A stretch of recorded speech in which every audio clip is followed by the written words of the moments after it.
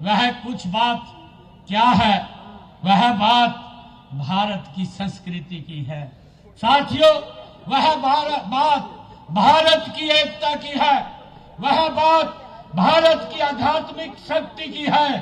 संकट के समय एकजुट खड़े होने का हम भारतवासियों का सामर्थ्य है साथियों। हमें मिटाने के अनेक प्रयास हुए, हमें बांटने की अनेक कोशिशें हुई, लेकिन भारत न कभी रुका, न कभी झुका, क्योंकि भारत एक विचार है साथियों। भारत एक संस्कार है, भारत एक जीवंत चेतना है साथियों। तिरंगा यात्रा के माध्यम से आज हम उन असंख्य वीरों को नमन कर रहे हैं जिन्होंने स्वतंत्र भारत को सूर्य देखने के लिए अपना सरसर अर्पित करने का काम किया है साथियों। किसी क्रांतिकारी वीर ने हंसते हंसते फांसी के फंदे को चूमा है और साथियों किसी सत्याग्रही ने अपने शरीर पर लाठियां खाई है।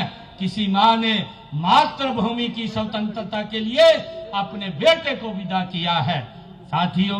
कल्पना कीजिए उस सैनिक की मां के मन की जिसका बेटा बर्फीली चोटियों पर तिरंगे की रक्षा के लिए साथियों खड़ा है।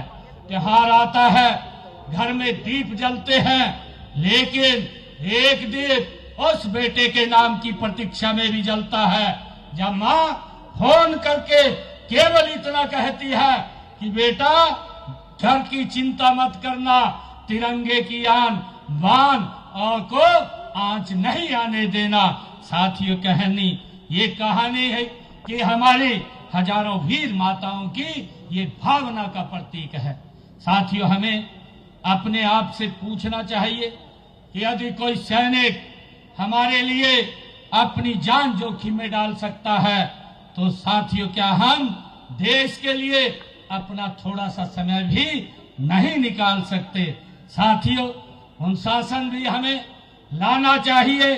क्या हम ईमानदारी से अपना कर्तव्य नहीं निभा सकते? क्या हम स्वच्छता, जल संरक्षण, पर्यावरण रक्षा और सामाजिक सद्भाव के लिए अपना योगदान नहीं दे सकते? साथियों मुझे एक और दृश्य दिखाई देता है। गांव के एक छोटे से घर में पढ़ने वाली बेटी अपने कमरे की दीवार पर तिरंगा लगा करके कहती है कि एक दिन मैं भी इस देश का नाम रोशन करूंगी। साथियों सीमित साधनों उसके संकल्प को सीमित नहीं कर पाते हैं।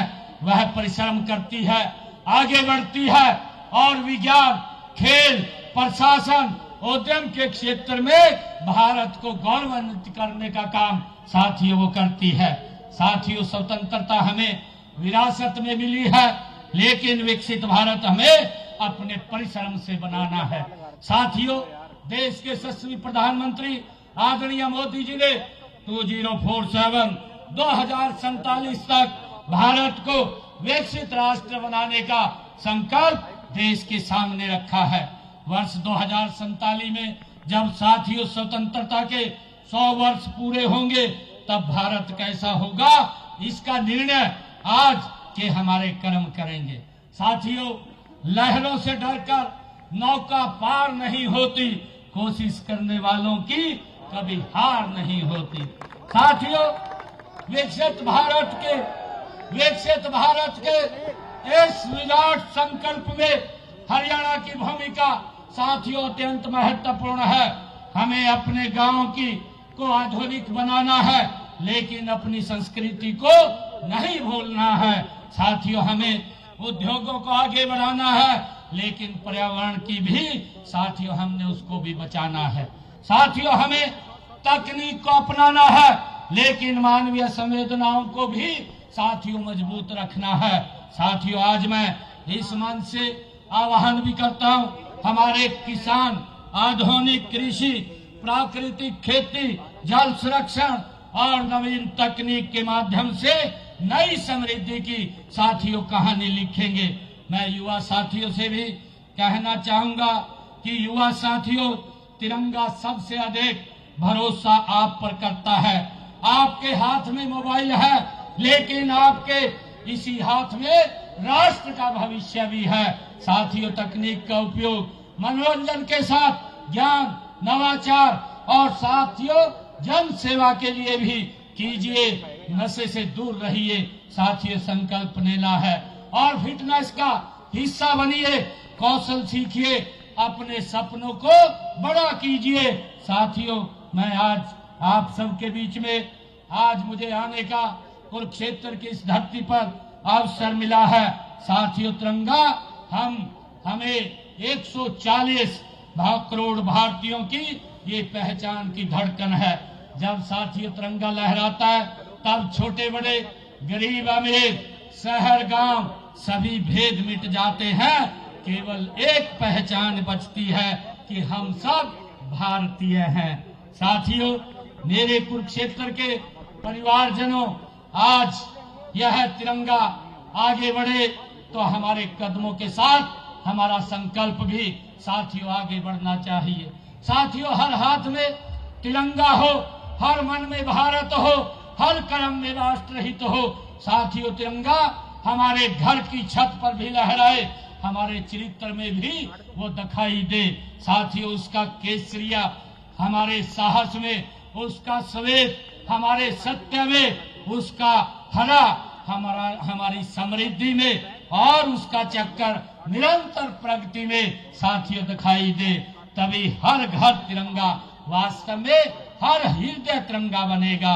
साथियों, हम ऐसा भारत बनाएंगे जो समृद्ध भी हो, संवेदनशील भी हो और साथियों शक्तिशाली भी हो और शांति प्रिय भी हो, आधुनिक भी हो, अपनी संस्कृति पर गर्व करने वाला हो। साथियों, मैं आप सबको आज इस अवसर पर बहुत बहुत बधाई और शुभकामनाएं देता हूं। साथियों, सोहनलाल द्विवेदी जी की एक कविता, उसकी कुछ पंक्तियां साथियों याद आ रही है। मैं आप उन पंक्तियों को बोल करके अपनी वाणी को विराम दूंगा। साथियों, लहर लहर तू मलय पवन में, लहर लहर तू मलय पवन में, फहर फहर तू नील गगन में, शहर शहर जग के आंगन में, सबसे ऊंचा महान जय राष्ट्रीय निशान। आप सबको बहुत बहुत बधाई, शुभकामनाएं। एक जोरदार जयकारे के साथ भारत माता के, भारत माता के वंदे वंदे वंदे। आप सबका बहुत बहुत धन्यवाद। एक अपील भी है, इस राष्ट्रीय तिरंगे के सम्मान में हम इसका विशेष ध्यान रखेंगे। कोई भी तिरंगा नीचे नहीं रहेगा या नीचे नहीं गिरेगा, उसको ऊपर उठा करके हम रखेंगे। ऐसी मेरी आप सबसे अपील है। और आराम से हम सब यहाँ से हमारा जो शहीदी स्मारक है वहां तक हम जाएंगे। आप सबका बहुत बहुत धन्यवाद। जय हिंद, जय भारत, जय हरियाणा।